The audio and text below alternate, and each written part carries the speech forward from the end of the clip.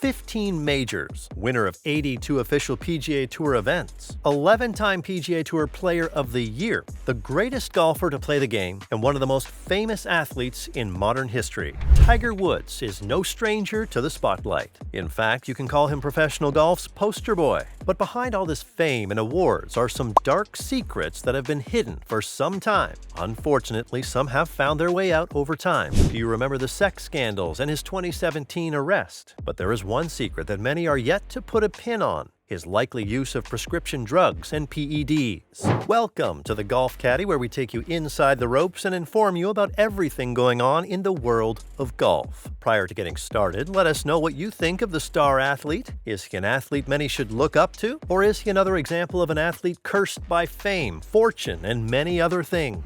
So what do we know about Woods' battle with drugs? From his years as an amateur golfer, it was evident that Woods had a great future ahead of him. Less than a year after he turned pro, he was ranked #1 in the world. From there, he went on to smash records, win titles, and earn a spot for himself in golf's Hall of Fame. However, several issues along the way threatened his success, and it first arose in 2008.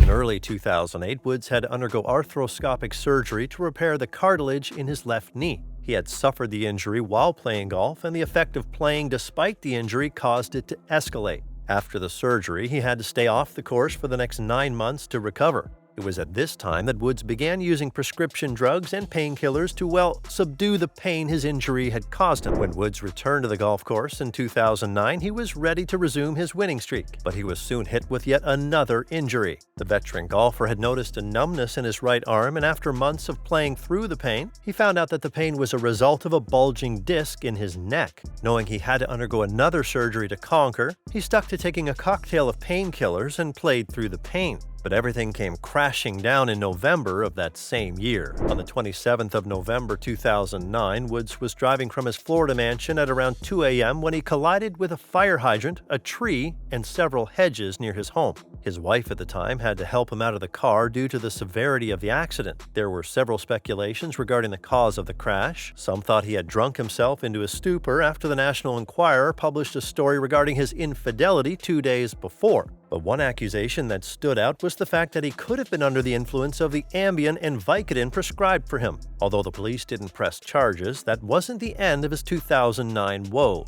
The sex scandal blew up with several women coming out with claims of his infidelity. The claims were so numerous that he got tagged as a sex addict. A few days later, he admitted to infidelity and announced that he was taking a break from golf to deal with his private issues. In February 2010, he returned to golf after a heartfelt apology regarding the infidelity scandal that arose the year before. But before he could settle into his schedule, the pain from his neck intensified, and it resulted in him withdrawing from the final round of the Players' Championship that year.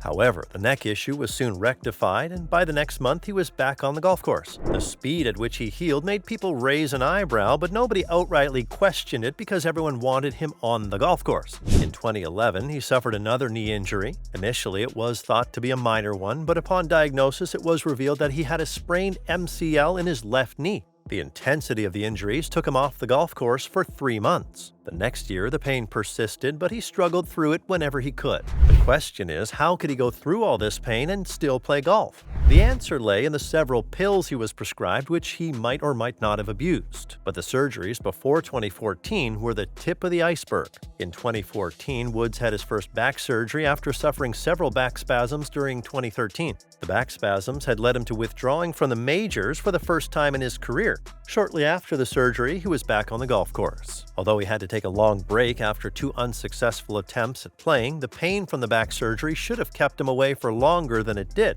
Maybe he was just resilient, but everything pointed at the use of PEDs. Let's fast forward to 2017. Woods returned to the surgery table again for his 4th back surgery. That was some months before the big incident that had him charged with DUI. The police had found the 15-time major champion asleep in his car with his engine running in the middle of the road. They suspected excessive alcohol intake and had him take a test. However, his system was free from alcohol, rather it was filled with high quantities of his prescribed medication. The golfer most likely abused his pain meds just to get out of his pain.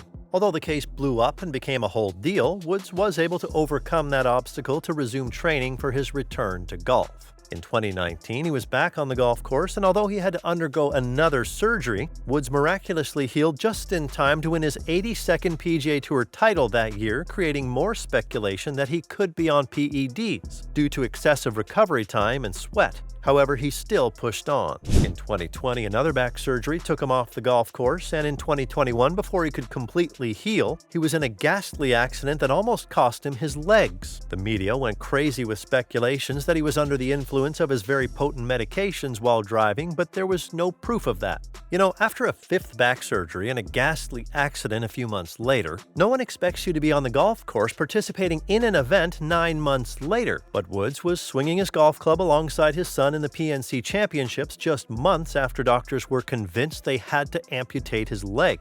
Loyalists tagged the healing to resilience, but practical people chalked it up to Woods' likely use of PEDs. This is because, besides his very fast healing process after all his surgeries and his numerous close calls to death, other signs were hinting things that couldn't be ignored. So what are these signs? First is his size. When Woods became a pro in 1996, he was quite slim, and just about a decade later, his upper body had developed to the size of a middleweight boxer, and his legs were like that of a distance runner.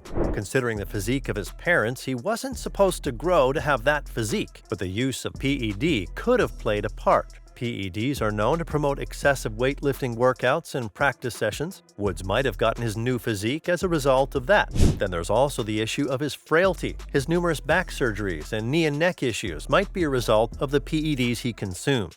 At first, he might have just used them to enhance his performance after his initial surgery. Then over time, the steroids contributed to the breakdown of body parts. So in summary, they were doing more harm than good.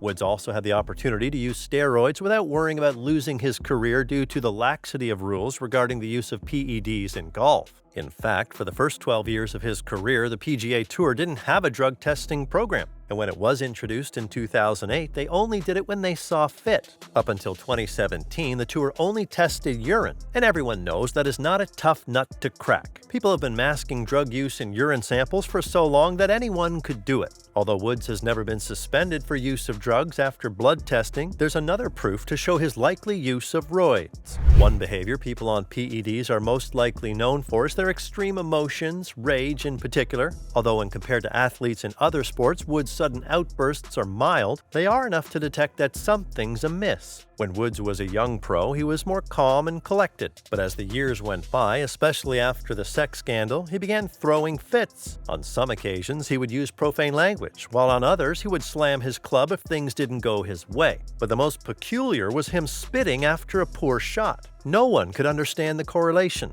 Another likely evidence is his alleged sex drive. Although not related to golf, there are reports showing that PED use increases sex drive. So if Woods had a thing with the long list of women that emerged after Thanksgiving 2009, then he is most likely on PEDs. If Tiger Woods is really on PEDs, it most likely started out as a means to beat the pain. That is not enough to justify the use if it's true. But if you take a look at all the numerous surgeries he had to undergo over a short period, you might understand better. You can find out about all his surgeries in this video showing on your screen. So what do you think? Is Tiger Woods on PEDs or not? Kindly let us know in the comment section. Don't forget to like, share, and subscribe. See you in the next video.